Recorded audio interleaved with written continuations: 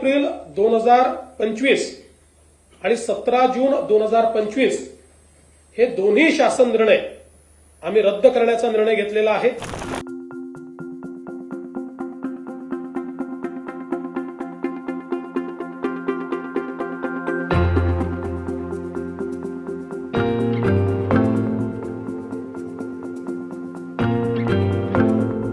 मंत्रिमंडळाच्या बैठकीमध्ये आम्ही याच्यावर सांगोपांग चर्चा केली आणि आम्ही असा निर्णय केलेला आहे की त्रिभाषा सूत्राच्या संदर्भात ही भाषा कुठल्या वर्गापासून लागू करावी, ती कशा प्रकारे करावी, कुठली करावी, काय मुलांना चॉईस द्यावा,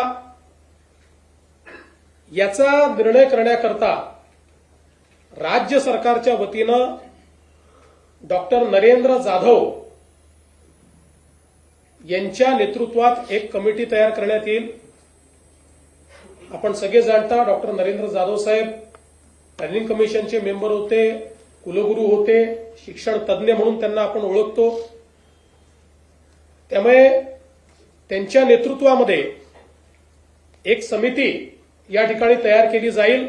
त्यात काही सदस्य अजून असतील, त्यांची नावं लवकरच घोषित केली जातील आणि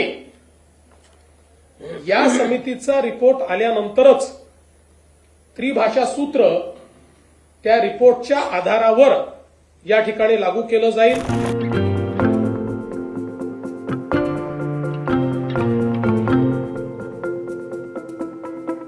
समिती तयार करतो। ही समिती त्रिभाषा सूत्राच्या संदर्भातलं सगळं सूत्र माशेलकर कमिटीच्या अहवालाचा अभ्यास करेल।